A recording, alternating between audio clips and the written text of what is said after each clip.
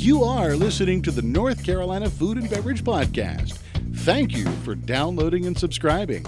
Coming to you virtually live from high atop the historic Raleigh building in beautiful downtown Raleigh.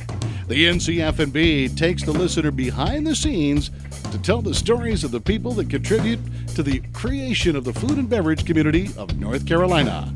And now, the misfits in the dish pit, the faces of the front. They are Max Trujillo and Matthew Weiss. Hello, and thank you for listening to the North Carolina Food and Beverage Podcast. I am your co-host, Max Trujillo. And I am your co-host, Matthew Weiss. And tis the season for shopping. And people, these season be shopping. People be shopping. And we're going to talk about shopping for groceries today, and in one of the best places to do it around the Triangle, because they were pioneers in the idea of the co-op for your grocery stores. So, with Weaver Street Markets, here is their merchandising manager, James Watts. Good morning. Thanks for having me, you guys. Thanks for being here. Yeah, James, you are almost OG, original grocer, right? Almost. I just made that up, everybody. Yeah. Because Weaver Street Market, as you told us before, it was founded in 1989, is that correct? 1988. 88. And I showed up in 1992. I was there at the original Carborough location when the lawn was still grass and the trees were shorter. A lot has changed. 27 years from when you started. Yeah, for sure. But 31 years for the market in general. That's crazy. We're super excited about what we've done, but also what there is still to do. I mean, it really is all about curating and developing the food world that we want to live in. This is very much an aspirational company. We're all about what do we want to see around us? And in North Carolina, what does that mean in terms of producers, the people who are actually making and growing and crafting the foods that we all love, as well as the customers who are coming in to buy it? One word that I really try to keep out of my language as much as I can is consumer. And the reason is because it treats my customers monolithically. But actually, we see that our customers are individuals. And so our job, as we see it, is to go out there and try to understand what our individual shoppers want and then do our damnedest to make sure that they get it. Well, there you go. That's the show, everybody. Yep. Thank you. And wrap a bow on it. No, but take us back to the genesis of Weaver Street and how the whole co-op idea presented itself and kind of the original mission and idea behind it. Sure. The co-op started, and there were co-ops in the United States, that some of them that still exist today, that started back in the Depression. And that was strictly food access, right? We don't have any way to get the things that we need, so let's band together and then we can buy together. Okay, and then in the 70s, there was another wave of co-ops that started all around the idea of natural foods, pure foods, right? People didn't trust what they were seeing in the big grocery stores, and they wanted something different. And so you can imagine 5-gallon buckets with oats in them or granola and things like that. Everybody has an image in their mind of some little dirty shop, right, in a college town. And we were kind of the end of that wave of stores. We thought that there was a way to do it better. We saw that Carborough was a perfect place given the proximity to UNC and so many students and staff members walking back and forth from Carborough to the campus proper, right? And we said, okay, this is a great place for a store. And so the founders that, were there, kind of the original management team, as it were, said, let's open a store here. And they did it kind of on a shoestring. They got a little loan from Self-Help Credit Union and from the town of Carborough, and they opened up a store and did a good job. And then after a few years, they said, well, we're ready to go to the next level operationally. And I was part of that group of people who came along to help them move to the next level. I had started in groceries. When they were starting the store, was the idea, so you have the co-op, which is essentially, and you can explain it maybe even more concisely than I can, but it's essentially that you have your as you don't like to call them, consumers, be part owners as well. And in your model, not only are the consumers part owners, but also the workers are part owners. So was that part of the original idea there as well? Yeah. It's like the Green Bay Packers. Yeah, it is. That's right. Very much like the Green Bay Packers. And there are a lot of other, it's like REI and other places. The interesting thing that we have is that duality of ownership. And so the member owners, which is what we call those people, that's other people might call consumers, right? There are 25,000 of them, 25,000 households and counting. And they all buy a share. And what are they looking for when they buy that share? They're looking for a great place to buy their food where they know the people who are selling the product and they know more about the products themselves. That's what we are there to do, to help both educate them, but also to listen to what they're looking for and to try to provide for those needs well. And then we have workers, right? Typically, grocery store workers are not the most empowered group of people out there. It's a tough job and it's a low-paid job. And one of the things that was really important at the founding of Weaver Street Market was that we would give those workers some power in the equation. And so there are 2 worker owners on the board of directors. The current board chair is a worker owner. There are 2 consumer owners on the board of directors. This is intrinsic to how we're formed, right? And it creates a workplace that is empowering. And it also creates an opportunity for wealth accumulation for those workers. So, if you own a share in a successful grocery operation, well, that accumulates over time. Sure. And workers get a part of the profits every year when there is a profit. Yeah, so this business is a for-profit. It's not a nonprofit, correct? Absolutely not a nonprofit. We are a for-profit C corporation. We are designed to do what other grocery stores do and do it well and compete effectively in the marketplace. And the way we do that is by understanding better than the other competitors out there what is it that this market is looking for.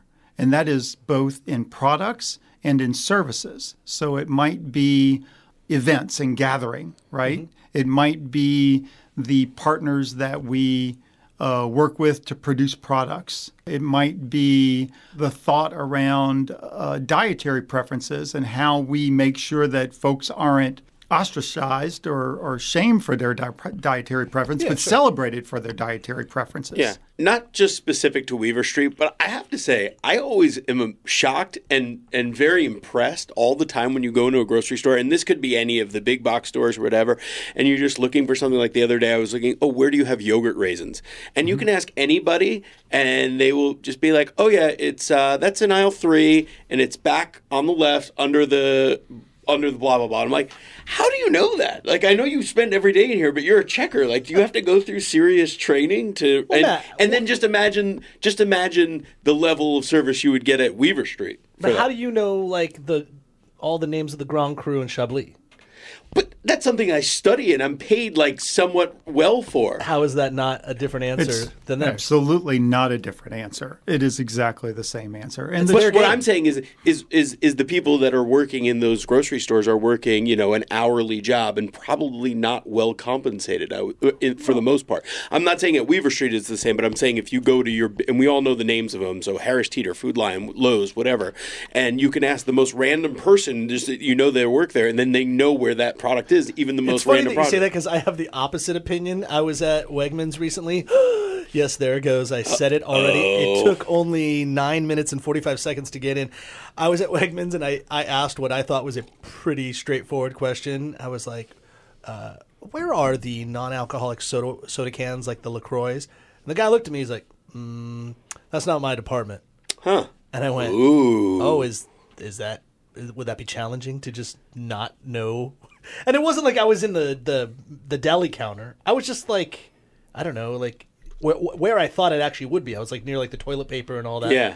And the guy's like, that's not my thing. Well, That's like the worst thing to say, by the way, just job advice here. That's not my thing, or that's like the old excuse where, oh, that's not my job. Especially in the restaurant world, The when you best say that's not answer my is, job. if you don't know an answer, it is A, to not lie and make up a fake answer. It's to say, I don't know, but I can find it That's for right. you. look, you guys, I'm going to just step out of the role for Weaver Street Market for a second. I'm going to challenge you both. Look, Please. Yeah, bring it is not it's not an easy job. And Oh, no. the people who work in grocery stores have every aspiration to be professionals, just like everybody else.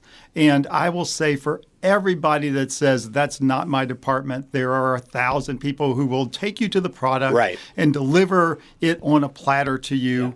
And that is just de rigueur for what's going on in the world of grocery stores. That being said, one of my favorite words, de rigueur. There we go. but that being said, I think what we try to do at Weaver Street Market is we really try to both understand what is the customer looking for and offer them those products. We try to make sure that all of our staff know where those products are, because after all, it's their success as well as ours if that customer walks away with their expectations having been exceeded, right? Right. No, and so absolutely. we're all stakeholders. So let's get into products and product Sure. selection. Yeah. Because obviously, as merchandising manager, this has got to be an enormous job, especially when you're trying to tailor made to your member owners as well. What do you have to do to qualify to be a vendor and sell your product to Weaver Street? Well, I think the primary thing is you have to be relevant, right? You have to be relevant to my shoppers' needs. Now, we take a lot more chances than most big box stores, and you will see that a lot of vendors who end up in the bigger box stores get their start with us. And so I can name a half a dozen brands that started with us and then grew out of that. It's not surprising, and that happens, year after year after year. But that being said, You're like an incubation for we're some of the absolutely an incubation, and Yeah. we see that that's a really important function. I mean, I've been involved in food incubators in Raleigh, in Hillsborough, in Chapel Hill. That's part of my job, is to actually go out there and learn what's going on and see what's happening in the market around me, and then try to do it. And by the way, we should let our listeners know, especially those that are not around the Triangle, that Weaver Street Market is not your little corner bodega market. It is a rather large market, and now, as we'll get into later, there's 4 locations and one right in downtown Raleigh. So Right. I just want to paint the picture for those that might not be familiar. So our stores are not small format, but Yeah. we're not large format either. Our stores all operate between 10 and 15,000 square feet. So it's big enough to offer what any customer would want to buy, and it's not so big as to offer infinite variety. And so this kind of gets back to the question you asked before, which is, how do we make sure that we've got the right mix? And for the most part, what we are doing is we're self-selecting the customers that we want to serve. So when you walk into my store, you're going to see a big,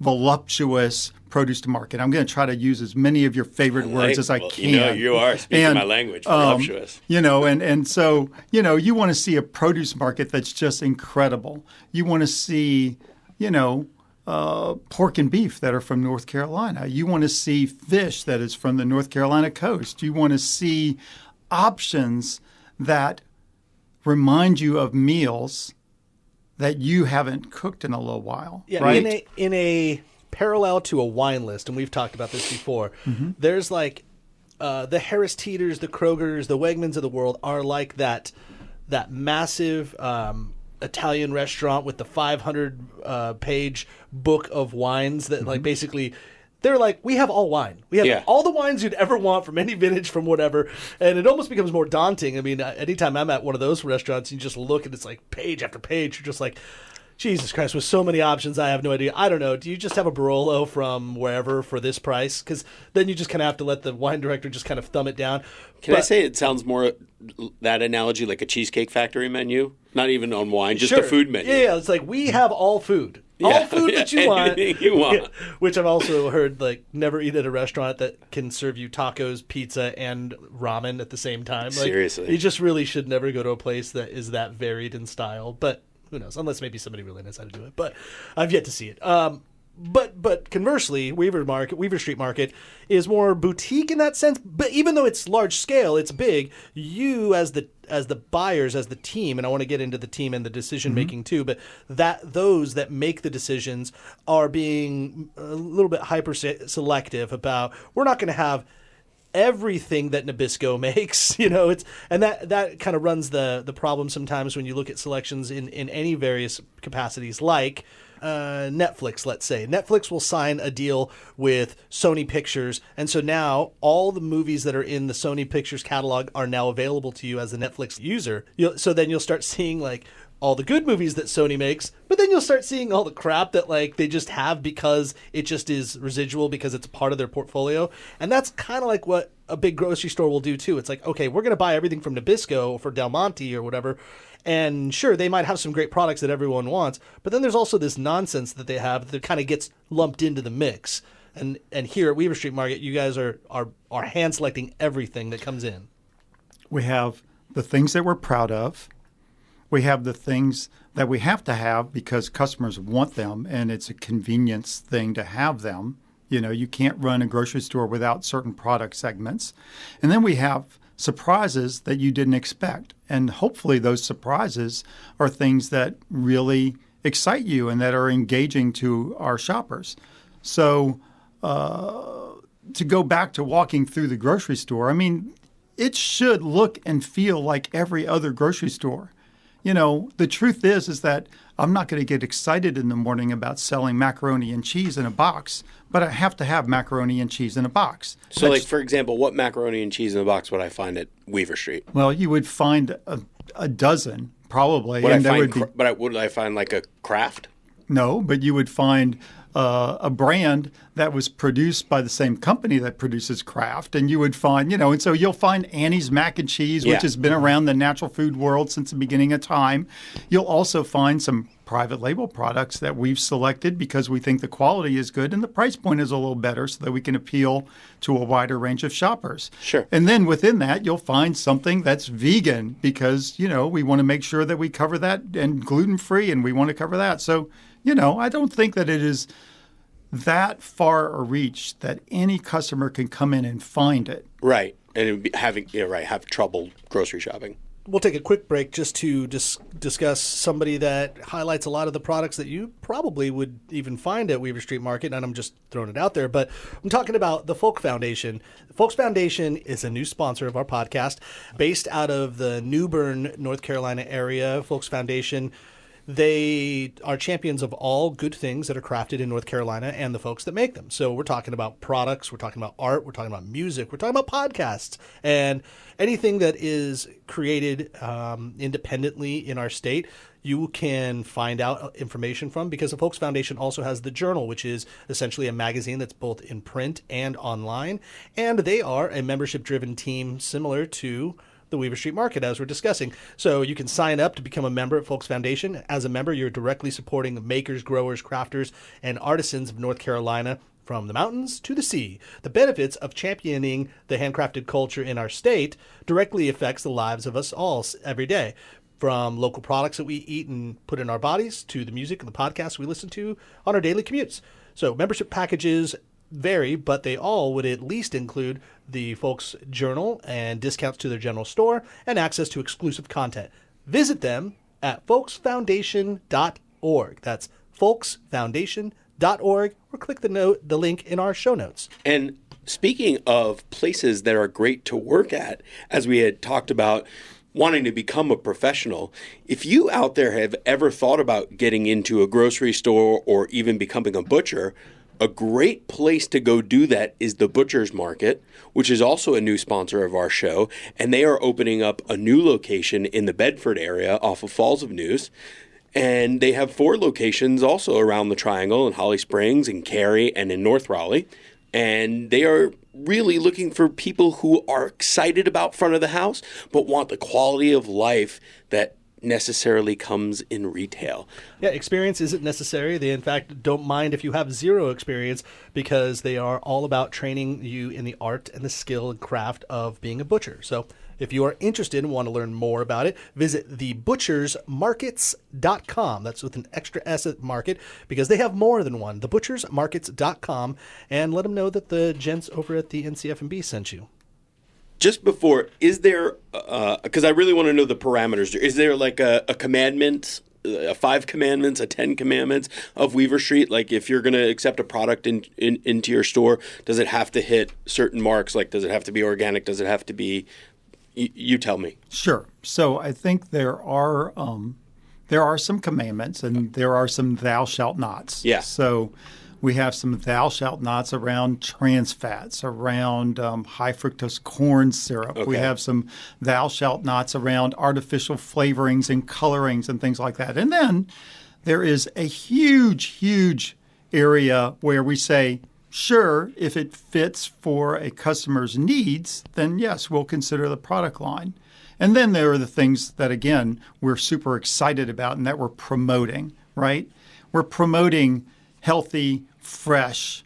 We're promoting seasonal eating. We're promoting North Carolina produce. We're promoting things that we know are both going to add to our customers' well-being and add to the well-being of the community around us.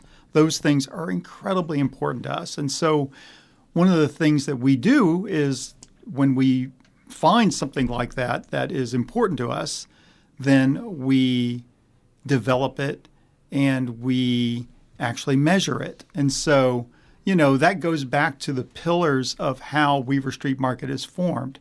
And, we are all about looking at locally sourced, made product. We're looking for product that's produced for the community that we serve and by the community that we serve, right? And so those sorts of things are really, really important to us. Additionally, we're always looking for the way to promote those items. So as we look at our growth, all of our growth in the last 5 years essentially has come out of the things that we're excited about selling, right? The fresh produce, the local seafood, the things that are handcrafted here in North Carolina. And that's a really big deal. We're also excited about the relationships that we make with other producer co-ops throughout the country and throughout the world. Mm-hmm. And the reason that we're so focused on that is because that means that we can assure that we're doing something for economic development in other places as well as just here in North Carolina.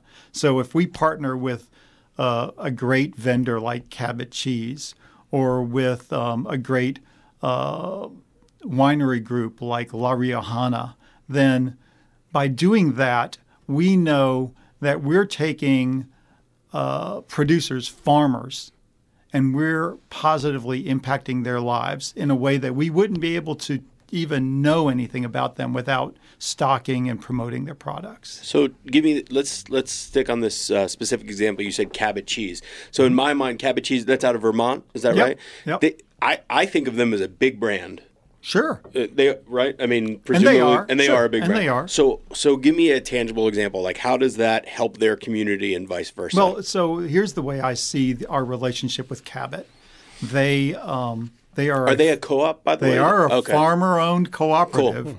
And so you've got several hundred family farms that are producing from a small handful of cows to several hundred cows in their daily production, right? They are marketing cheese and butter both to retail customers but also to production. And because we developed a relationship with them, they're a much bigger corporation than Weaver Street Market is. They have decided that they will sell to us direct. And so we started 5 or 6 years ago and we'd buy a little order from them once a month. Now we're buying a big order from them every single week. It makes it possible for us to compete more effectively and lower our cost of goods and offer our customers some exceedingly great values on what we think of as very high quality products. So again, a way to compete with the big box store because, you're going to see Cabot cheese and Cabot butter in all of those other places. Yes. And we've got pricing that matches all those other places. I see. Because shopping local is a term that people throw around all the time, but shopping local is kind of a frame of mind, or how it's a moving target because whatever town you're in is local, but there can be a company that's in a small town that's making a great product, that's doing great work for themselves. They do such a great job that the story gets out, and then it becomes bigger and bigger, and more people want it. It's like the first time you ever heard a Nirvana album, you're like, oh wow, this is a small band, this is cool, I like these guys. Then they blow up, and it's like, oh, well, now I don't like them because they're super massive and everyone heard it. It's not my band anymore. And I'm paralleling that because there once was a vegetarian co-op that started in Austin by John Mackey that now is owned by Jeff Bezos. Right. I'm speaking about the Whole Foods market. I would like to know what are your thoughts of Whole Foods market just kind of in its what it is now as compared to, because when it originally opened, I think Weaver Street Market and Whole Foods Market probably had the same kind of mission statement or similar to. So how is that, and where do you see them fitting into the industry with you? Well, I think that Whole Foods Market has been an incredible force for organic, for natural in the United States. They have been a marketing juggernaut. They have introduced incredible product to millions of people that would have otherwise not been exposed to some of those products. So you're never going to hear me demonize Whole Foods Market. Yeah. There's no reason for that. There's no call for it. They're a corporation that has done a very good job of marketing themselves and of serving customers' needs well. They have done a lot historically in the Mid-Atlantic and the North Carolina markets to develop vendors and things like that. I think all of those have been fabulous, wonderful things. We have a slightly different focus, and it's really not about the products or the way we deliver service. It's about where the benefits go. So we try to make sure that the benefits from what we do stay here in North Carolina to the extent that we can. And Whole Foods has a responsibility to many, many shareholders, and now, all of the Amazon shareholders, in order to make sure that they're producing to next quarter's numbers. Right. It's a different ballgame. So you're saying that the owners of Weaver Street Market aren't buying vacation homes in Vail?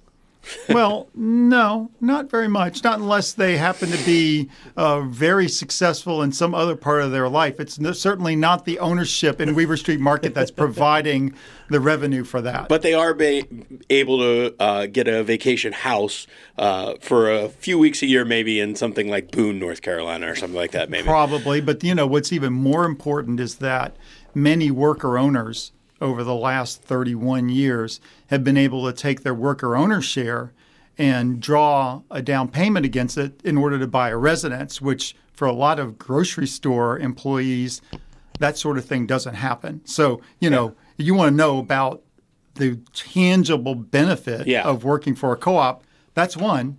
Yeah, and I do just want to add, because when you were saying about the helping farmers, and not only local, but like the Cabot cheese, I represent in my day job a winery called Borsal, and Borsal is out of the Campo de Borja region of Spain, and what they support is they are the co-op winery for 375 other small farmer growers, and if they didn't exist, those growers would have nowhere to sell their grapes to. So they are truly helping the community. And the greatest thing is when you buy those wines and you're supporting all of those farmers. And Max, guess where you can buy, in fact, some of those Borsal wines? I'm going to guess the Triangle Wine Company. How did you know? Both online or at 4 locations, be it Holly Springs, Southern Pines, Morrisville, or Cary, their flagship store in Waverly Place. Go to trianglewineco.com for all of your wine needs. You can shop online. They will deliver to you, and use the NCFB promo code to receive a discount.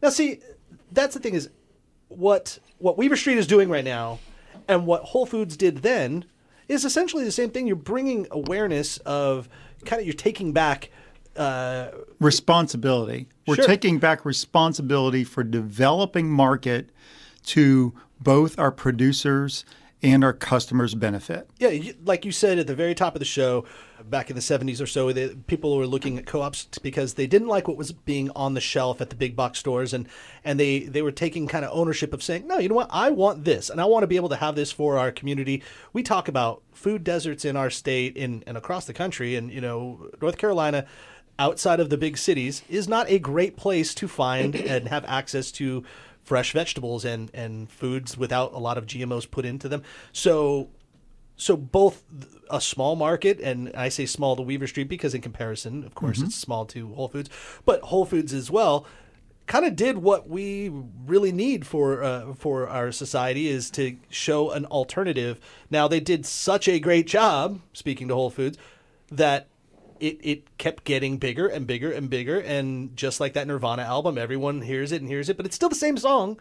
Now, somebody else could buy it, and if Amazon owns it now, in an altruistic fashion, you're looking at it like, maybe Jeff Bezos and John Mackey are looking at it like, man, you have the infrastructure to put this everywhere, and online sales and all that, so that we can kind of push out all of those big box stores that are essentially feeding us things that we shouldn't put into our bodies. In a humanitarian way, I get that.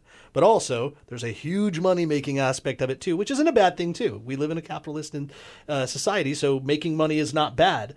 But where's the rub? And I'm trying to lead us down the point of, I want to know about internal economics, about the farmer to the grocery owner.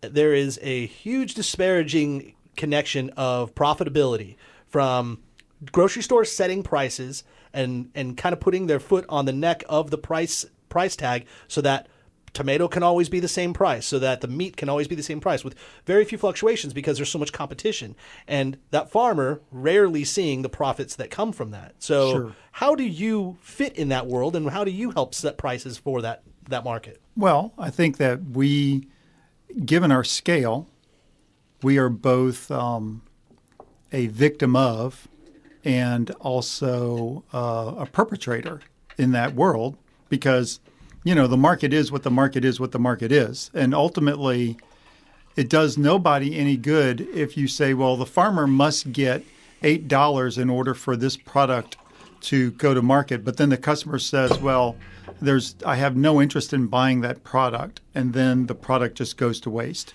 So I think that there are market forces that always set that. But a term that we talk about a lot internally is mutually beneficial relationships, right? We want to make sure that everybody involved wins. That's really, really important. So the producer's got to win, the customer's got to win, and Weaver Street Market's got to win in order for the product to be successful.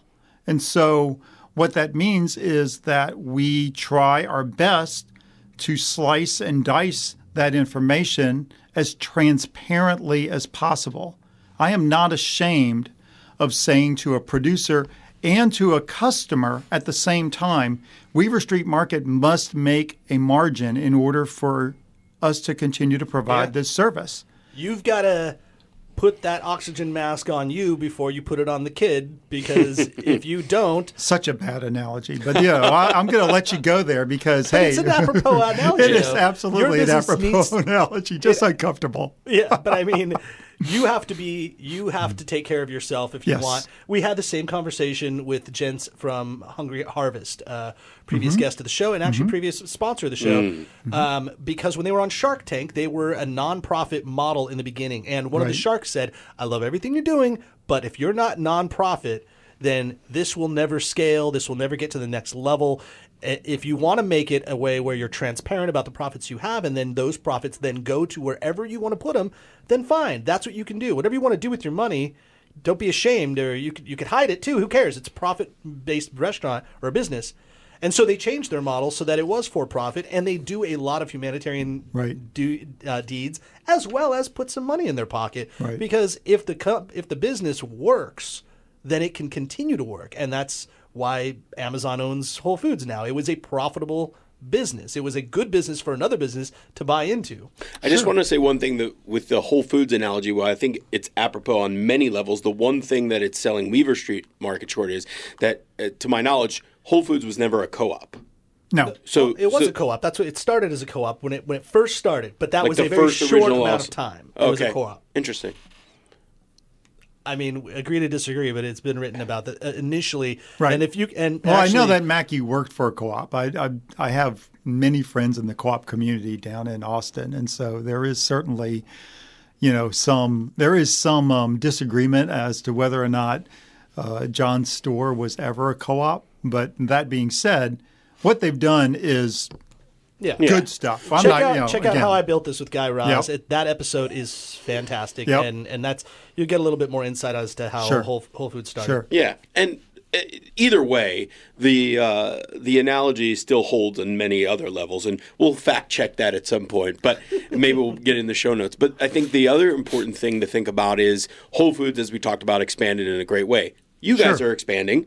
As I said, you have 4 locations now, and recently you opened up in Raleigh, right in the heart of downtown Raleigh, near the Dillon, which is, would you say, an up and coming, or is it already here? A district. It came. It's here. Yeah.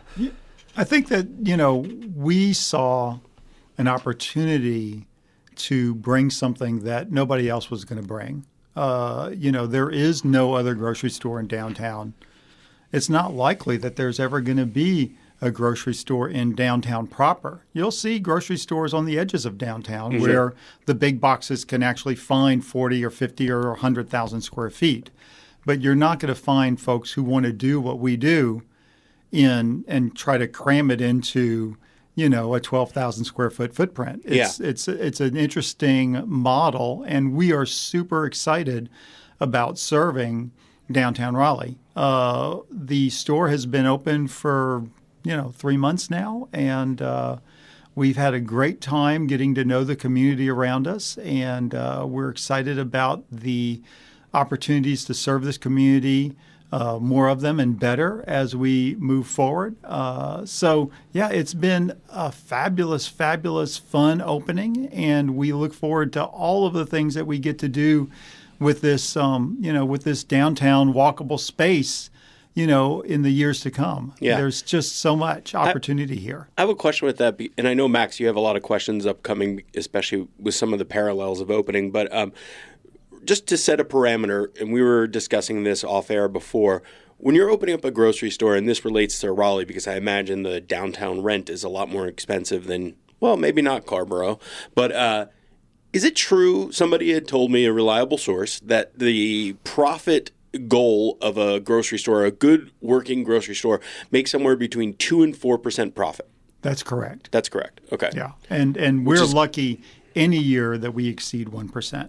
Okay. So you guys are even working off a smaller profit absolutely. margin. And that's primarily the pressure between pricing at the rate that we know our customers need to be at and our ability to scale our purchasing, Does that mean so? I mean, gosh, if you're in business and you're listening to this, that doesn't sound like a great business model to get into. I always say, I've always worked at a nonprofit restaurant my entire life, just because restaurants never make any profit.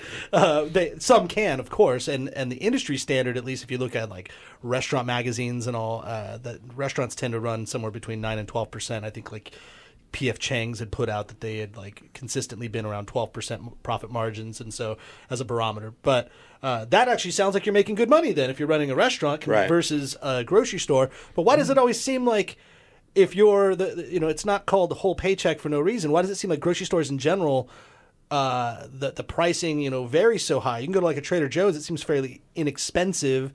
But then you go to a Whole Foods and even Weaver Street. You guys are not cheap, but you carry a fine product. So where does all that money go?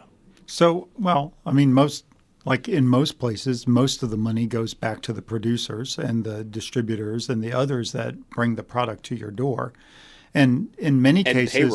payroll. Well, payroll is always number 2. So cost of goods is number 1. Right. Payroll is number 2.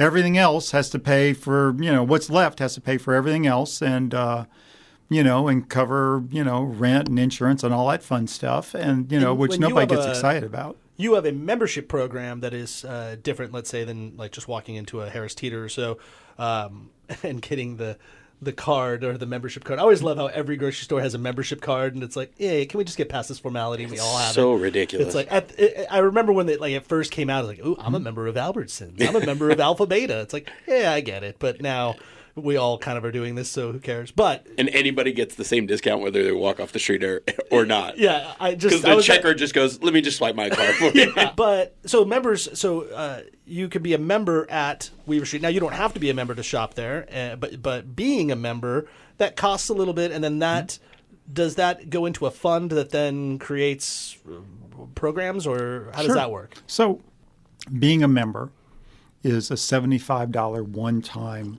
share, right? One time, not recurring yearly. One-time share. Okay. And it is completely refundable. It's a share of stock, like any other share of stock in a corporation, right? So we like to compare that to what, say, you might spend yearly on Amazon Prime or whatever. You know, I mean, when you're buying pricing, it's a membership or more, and it's every year, right? And until the end of time. Right. So, you know, what we are doing with that $75 is we're using it to build grocery stores in downtown neighborhoods. We're using it to make sure that we can develop a fine prepared foods offering and have a commissary that can produce all those products. And, you know, and so, you know, when you walk into a Weaver Street market, the back end of what it takes to actually produce when you walk in and you say, oh, it looks like a grocery store. Well, hopefully after you've been through the doors 3 or 4 times, you recognize it looks a little bit more like a grocery store combined with a great place that you might want to hang out, combined with a great fast casual restaurant, and that, you know, it's a good spot to stop and have a beer and get something to eat and all of those other things that you can do.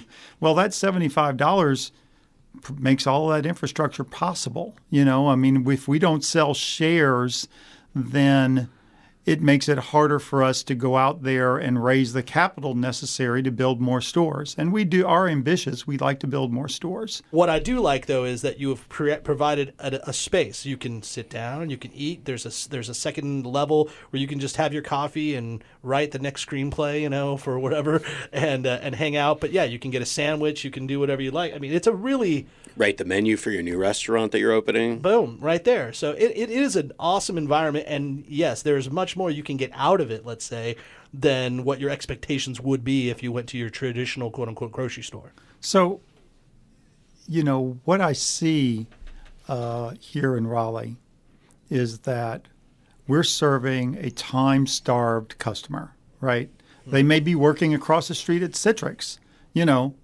They may show up at 9, but they may not leave until 9 or 10 or whatever. Yeah. You know, we want to be that third place for them. We want to be a spot where they can come in and take a break. Mm-hmm. You know, we've got lots of folks who are working here in downtown, right? And they've got to face I-40 to get home.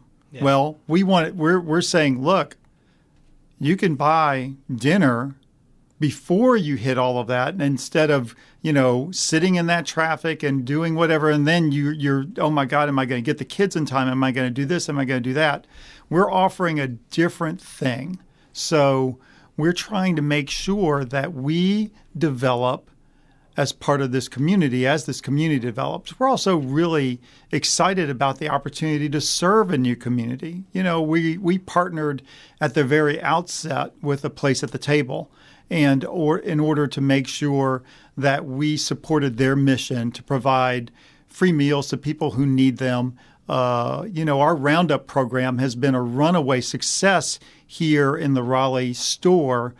Customers are very happy to round up to that next dollar in order to know that that money goes directly into food for people who need food.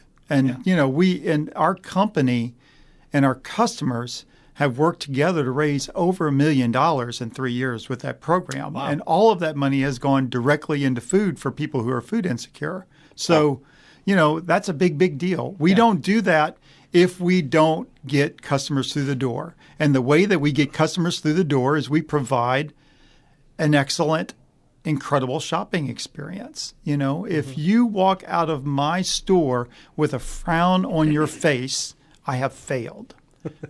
You have got to walk out with a smile and believing that what you got was worth what you paid. So I have a question about worth what you paid, and just to play devil's advocate for a second, because arguably I can be a non-member, not pay the $75 and still have that same experience. So what does the $75 get me? Okay, well, it gets you things beyond just the satisfaction of knowing that you own part of a community institution.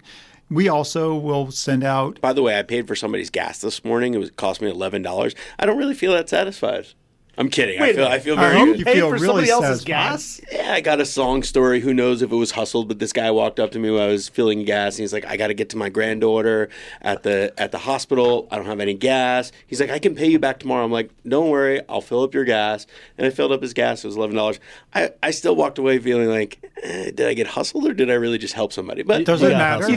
You throw... No, does it matter? Well, it doesn't matter. It does. I would feel better if it was really helping him get to his... I don't know. I think it does matter. If You really helped him. You don't know why. Well, no, because No, what if because he hustles everybody, and that's how he hustles Well, his everything? gas tank is full, so if he's buying, did you put the gas in I his put car? the gas in his car Okay. because I Well, thought that's something. if I swiped my card and then left, then he was just going to fill it up all the way. Yeah, So you're I watching got a receipt and filled it up myself. But so just so the $75. I mean, do I get a discount? Do I get sure. preferred? So we do weekly owner coupons. Okay. And they're generous, and the point of them is to introduce you to all aspects of the store. Okay. And also to give you deals that you're not going to find elsewhere. They range from 25% off on all of the Southern cheese in the cases to Cottage cheese. It might be right there. That's not Southern cheese, though. No, but there's more, and we're thinking up new coupons all of the time. I mean, you can walk in next week and know that all of the bulk foods that we're offering in the bulk section Matt are really 25% just wants off. Matt just wants people to be, hey, Mr. Weiss, when he walks in. That's what he wants. No. What I'm asking is, you said it's like a stock, like you're buying a share, but at no point do you get a dividend or get a payout. Oh, that's not true. Okay. No. At the end of the year, we have to measure the profitability of the company. Okay. Right? And so the years that we are profitable, which is not to say every year, because again, remember, if you're investing in building a multi-million-dollar store in downtown Raleigh, you might not be profitable this year while you're getting ready for that, or next year while you're getting adjusted to having that store open. Right. Okay, but the years that we're profitable, the consumer owners get dividends based on their share payments in, and the worker owners get dividends based on the number of hours that they work. I So see. Okay. that way, yeah. both groups get to participate in the success of the co-op, in addition to all of the other fun and interesting things that we do for owners. We discount events for owners. We discount product for owners. We find ways to celebrate ownership all the time. Which I will say, just kudos to you, because that makes it even more impressive when you think of the level of profitability. You would think as business owners, when the profit margins are that small, you have to do lots and lots of volume to make money. So sure, if you're $1 million sales, then you're making, I know my math has been questioned lately, but you're making $100,000 on a 10% profit, right? So that's $10,000 on a 1% profit. That's not a lot of money. I mean, that's after everything is paid, that's profit, but that's still not a lot of money to go around to your owner. So kudos to you, because then you have to switch, because that mentality would be for any not smart business owner, but aggressive business owners, to really drive volume and do big box brands. Yeah. Especially when you're competing with the likes of Lion, Food Lion, the Shitty Kitty, Harris Teeter, Lowe's, etc. There's also a lot of pork belly spending in there, and I mean that genuinely. Like, you actually buy pork bellies so that you can then buy it later on. I'm just kidding. But. Look, the you guys, the opportunity that exists by having Weaver Street Market in the marketplace is all about finding products that you're excited about supporting. It's all about finding experiences that leave you feeling like I did something better than I would have done otherwise. Okay, we recognize that our customers are trying to just, they're trying to put good food on the table and get their family to tomorrow as well as they can. And so we just are trying to make it easier for them to provide great food for their families and to get to tomorrow so that they can do it again. If we offer them something that excites them, that makes them happy, if we make it easier for them to put healthful food on the table, then we have succeeded. And you're right about the profit margin piece. There's not a lot of money left over at the end of the day.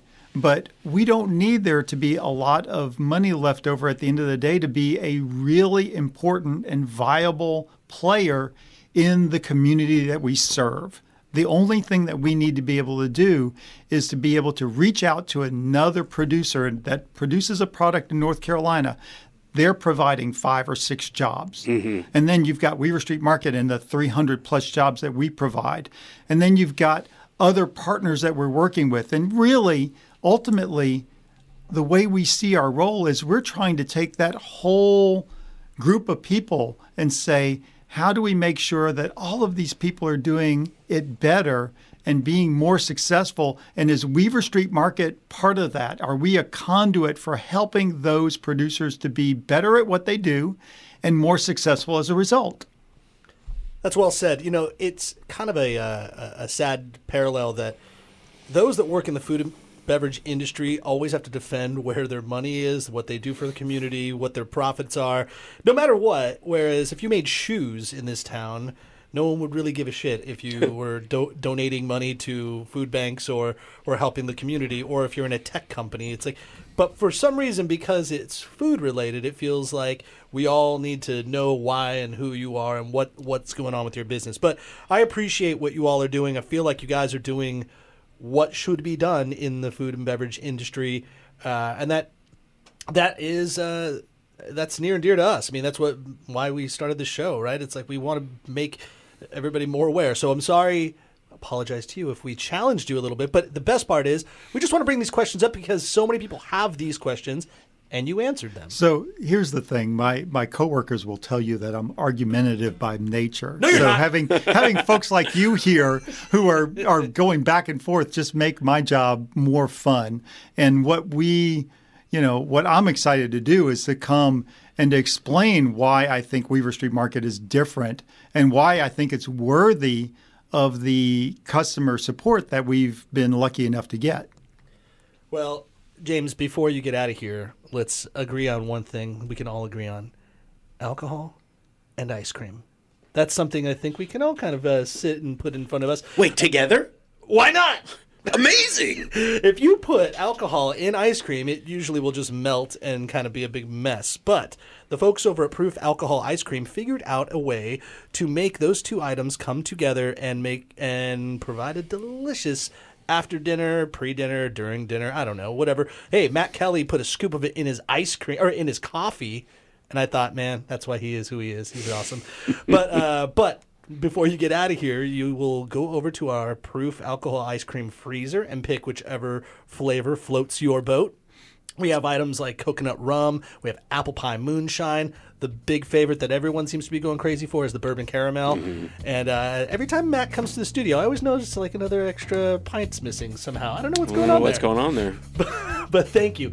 For new potential owners at Weaver Street, how and where do they go to become new members?